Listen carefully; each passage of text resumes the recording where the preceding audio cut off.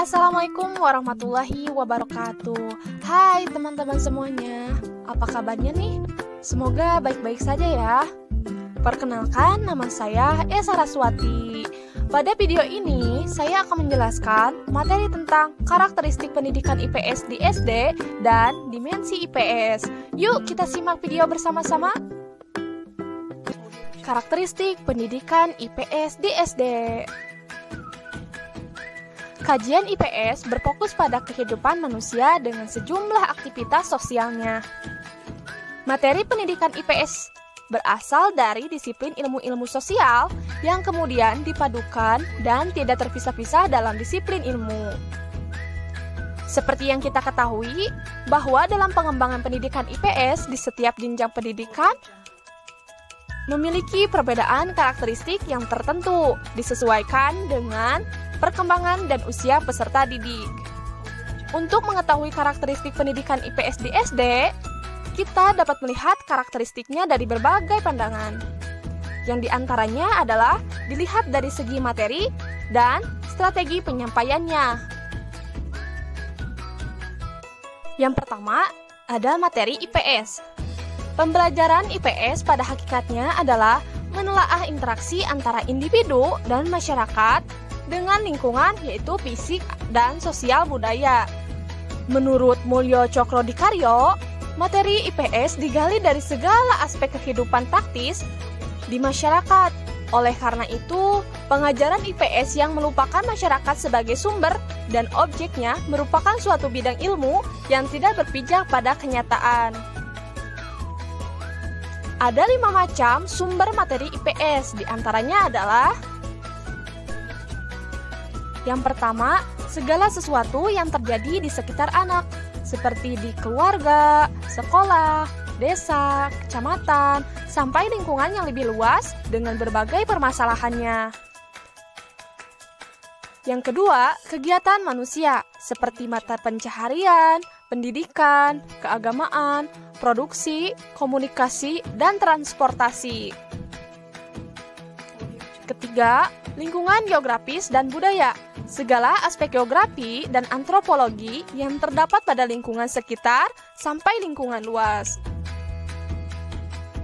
Keempat, kehidupan masa lampau, perkembangan kehidupan manusia, sejarah yang dimulai dari sejarah lingkungan terdekat sampai yang terjauh, tentang tokoh-tokoh dan kejadian-kejadian yang besar. Kelima, anak sebagai sumber materi, meliputi berbagai segi dari makanan, pakaian, permainan, keluarga, dan lainnya. Dengan demikian, masyarakat dan lingkungan bisa dijadikan sebagai sumber belajar dan sekaligus laboratorium ketika pembelajaran IPS berlangsung. Kedua, ada strategi penyampaian pengajaran IPS. Strategi penyampaian pengajaran IPS sebagian besar adalah didasarkan pada suatu tradisi, yaitu materi disusun dalam urutan anak atau diri sendiri, keluarga, masyarakat atau tetangga, kota, wilayah, negara, dan dunia. Tipe kurikulum tersebut didasarkan pada asumsi bahwa anak pertama-tama dikenalkan atau perlu memperoleh konsep yang berhubungan dengan lingkungan terdekat atau diri sendiri, secara bertahap dan sistematis bergerak dalam lingkungan konsentrasi keluar dari lingkungan tersebut, kemudian mengembangkan kemampuannya untuk menghadapi unsur-unsur dunia yang lebih luas. Seperti yang kita ketahui, karakteristik anak SD kelas rendah maupun kelas tinggi memiliki perbedaan. Oleh karena itu, guru dalam merancang pembelajaran IPS harus dapat membangkitkan siswa atau peserta didik dengan penyampaian yang menarik dan bervariasi. Tentunya juga harus menyesuaikan dengan perkembangan peserta didik.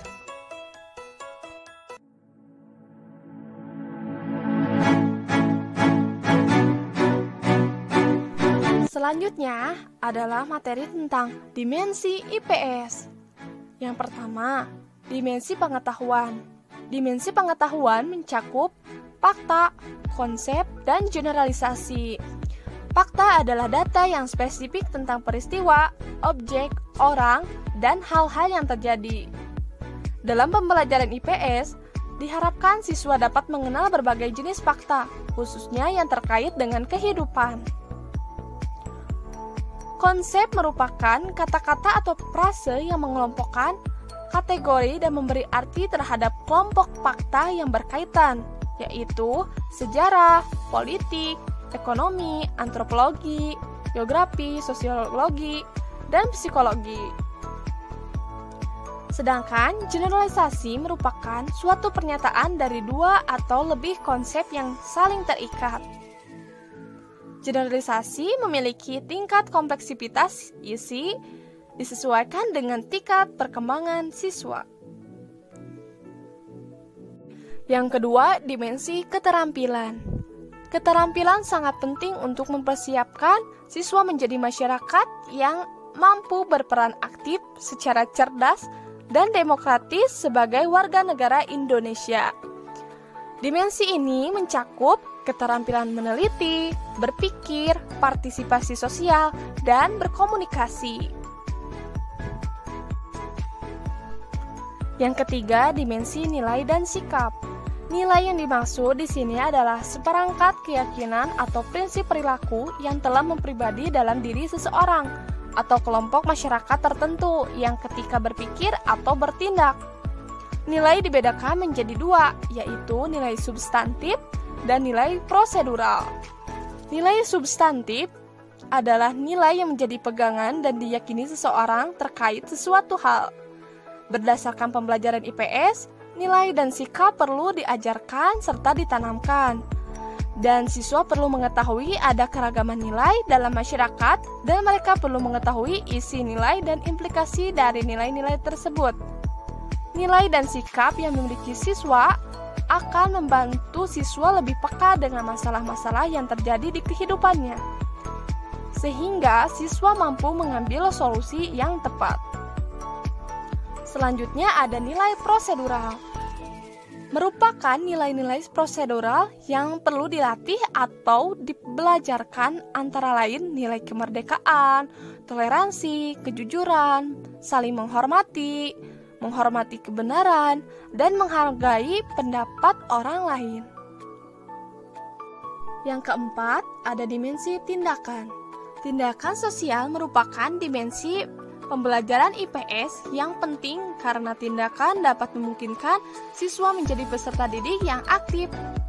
Mereka pula dapat belajar secara konkret dan praktis. Dimensi tindakan sosial untuk pembelajaran IPS meliputi 3 model aktivitas.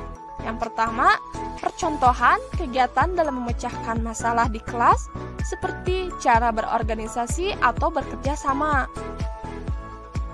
Selanjutnya, berkomunikasi dengan anggota masyarakat dapat diciptakan. Dan pengambilan keputusan dapat menjadi bagian kegiatan kelas, khususnya pada saat siswa diajak untuk melakukan inquiry. Cukup sekian materi yang saya sampaikan. Semoga apa yang saya jelaskan oleh teman-teman semuanya bisa dipahami dan bermanfaat. Terima kasih atas partisipasinya. Billahi taufiq wal hidayah. Wassalamualaikum warahmatullahi wabarakatuh.